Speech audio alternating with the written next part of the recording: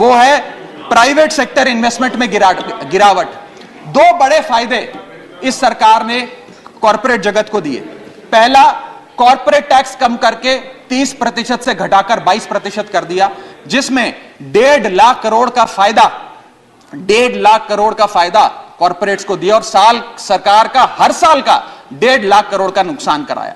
और दूसरा बड़ा फायदा, अपने दोस्तों के उद्योगपतियों के पिछले 5 वित्तीय वर्षों में 10 लाख करोड़ रुपए राइट ऑफ कर देने, वो माफ कर देने। ये दो बड़े फायदे उन्होंने, रियायतें।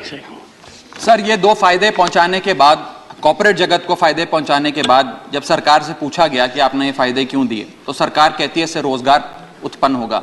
रोजगार तो उत्पन्न हुआ नहीं सर। भारत में आज बेरोजगारी की दर 45 साल में सर्वाधिक है।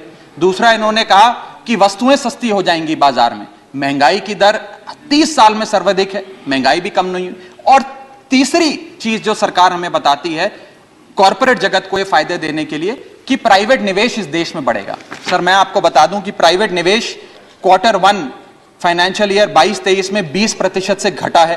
प्राइवेट इन्वेस्टमेंट 2022 के अगर आप आंकड़ों की बात करें तो 22% से गिरी है। फॉरेन इन्वेस्टमेंट 59% से घटा है।